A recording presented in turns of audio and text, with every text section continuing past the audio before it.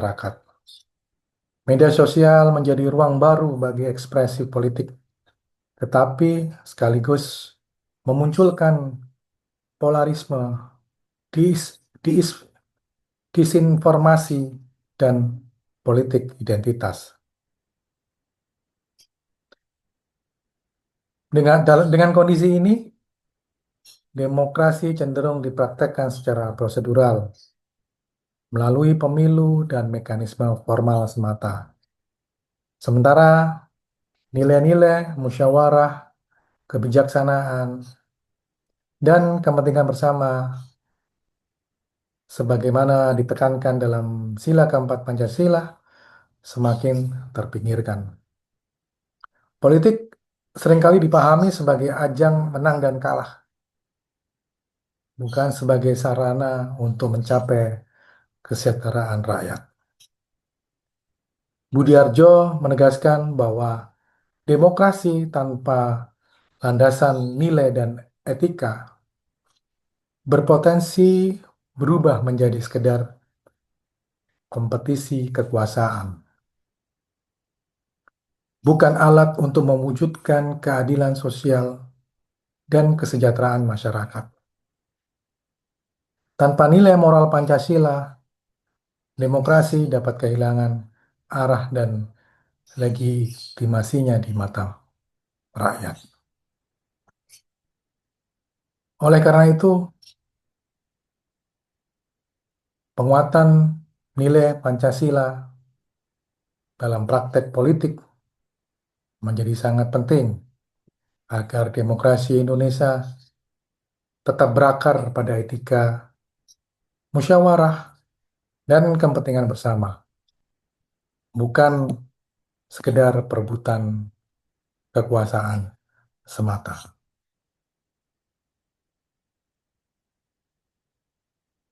Globalisasi juga menjadikan tantangan Pancasila di bidang hukum.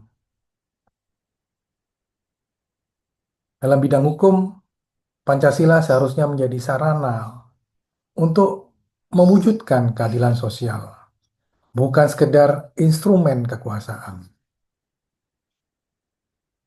Hukum yang berlandaskan Pancasila harus berpihak pada nilai kemanusiaan, keadilan, dan kesetaraan bagi seluruh rakyat Indonesia. Namun, dalam prakteknya, tantangan utama terletak pada penegakan hukum yang belum sepenuhnya mencerminkan prinsip keadilan sosial. Arus globalisasi ekonomi turut memperlebar kesenjangan antara kelompok elit dan masyarakat kecil.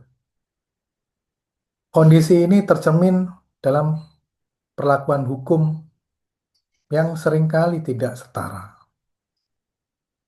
Fenomena yang dikenal dalam masyarakat sebagai hukum tajam ke bawah dan tumpul ke atas menunjukkan bahwa hukum kerap kehilangan legitimasi moral di mata masyarakat. Padahal, menurut Raharjo, hukum tidak boleh dilepaskan dari nilai-nilai kemanusiaan. Tujuan utama hukum bukan hanya menciptakan kepastian prosedural, tetapi mewujudkan keadilan substansif yang benar-benar dirasakan oleh masyarakat. Ketika hukum hanya berfokus pada aturan tanpa mempertimbangkan keadilan sosial, maka nilai-nilai Pancasila menjadi tereduksi. Oleh karena itu, penegakan hukum yang adil dan berkeadilan sosial merupakan syarat utama agar Pancasila benar-benar hidup dalam praktek bernegara. Negara dituntut hadir secara tegas, adil, dan berpihak kepada kepentingan rakyat. Sementara masyarakat perlu bersikap kritis dan mengawal proses penegakan hukum. Dengan demikian, Pancasila tidak hanya menjadi dasar negara, tetapi juga menjadi jiwa dalam sistem hukum nasional.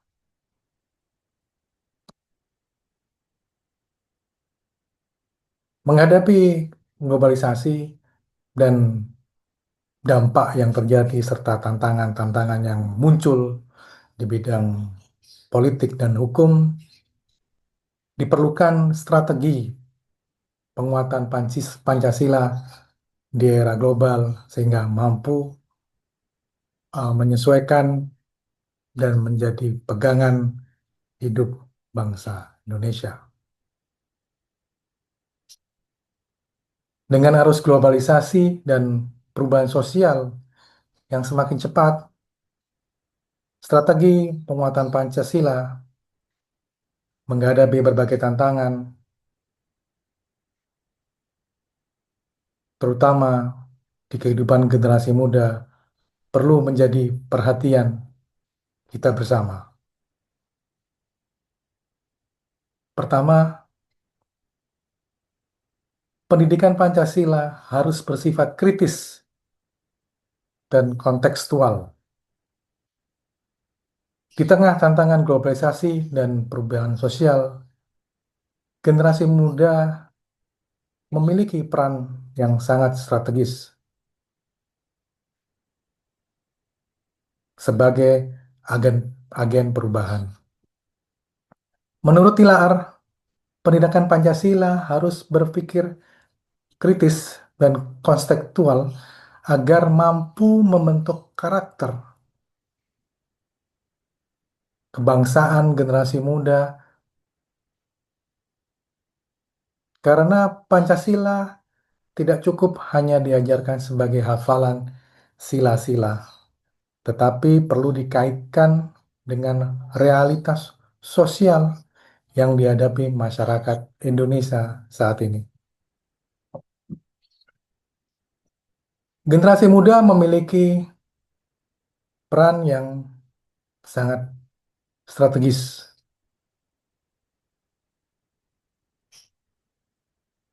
agar perubahan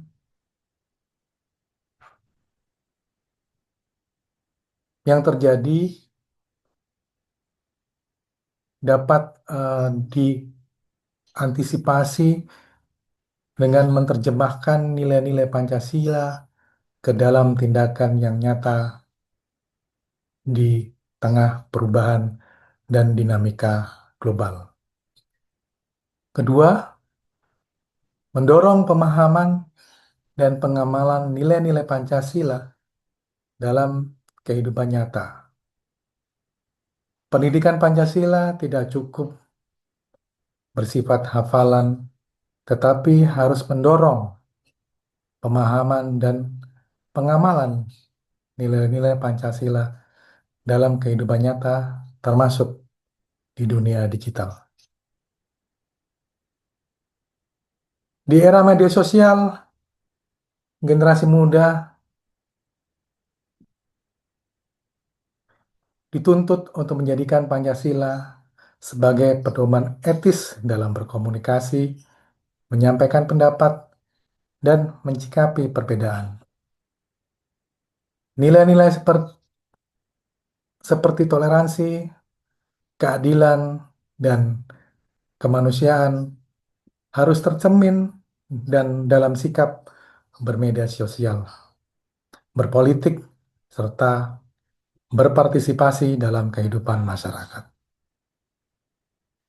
Kemudian strategi ketiga untuk penguatan Pancasila, bahwa penguatan Pancasila juga memerlukan kehadiran negara. Negara harus mampu menegakkan hukum secara konsisten tanpa diskriminasi agar nilai keadilan sosial benar-benar terwujud dalam kehidupan bermasyarakat. Di sisi lain, masyarakat, khususnya generasi muda, perlu berperan aktif dalam mengawal kebijakan publik, menyuarakan kepentingan bersama, dan menjaga nilai-nilai Pancasila dalam kehidupan demokrasi. Dengan pengamalan nilai dalam kehidupan nyata serta peran negara dan masyarakat, Pancasila akan tetap relevan sebagai ideologi bangsa di tengah tantangan globalisasi.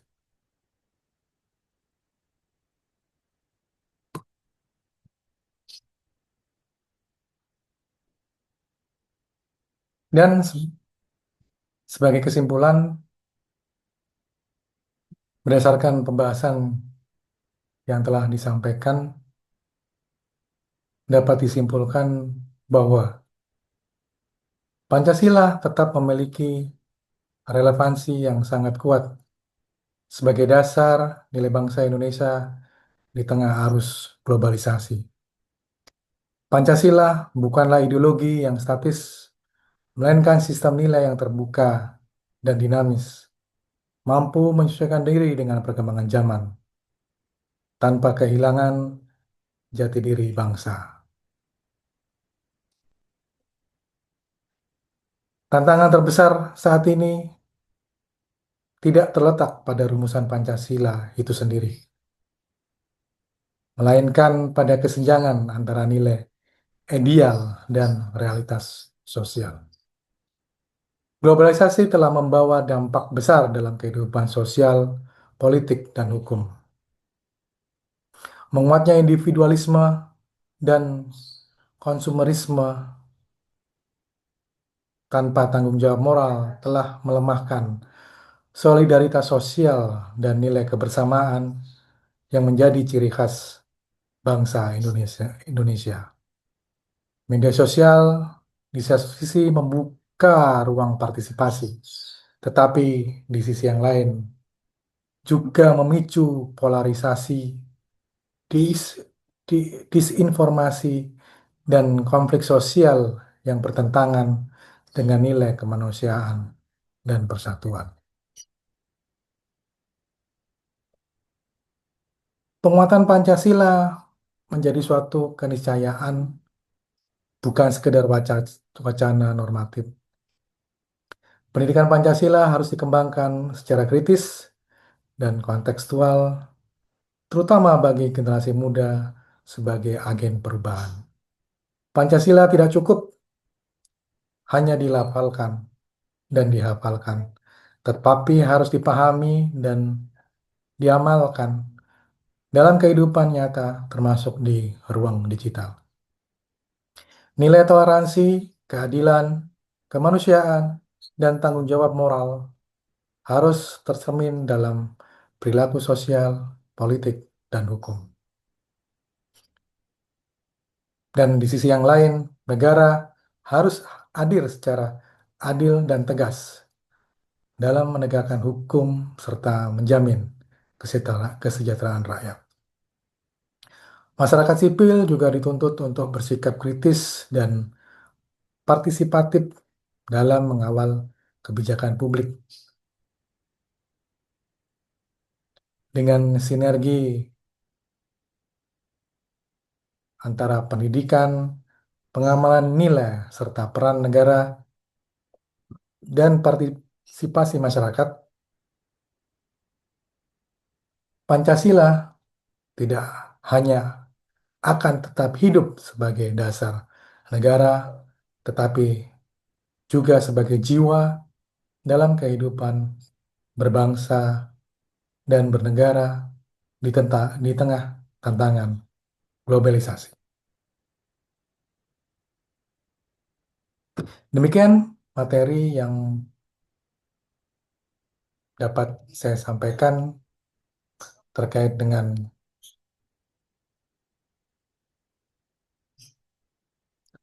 Pancasila di tengah tantangan globalisasi dan perubahan sosial. Semoga bermanfaat bagi kita semua. Terima kasih. Wassalamualaikum warahmatullahi wabarakatuh.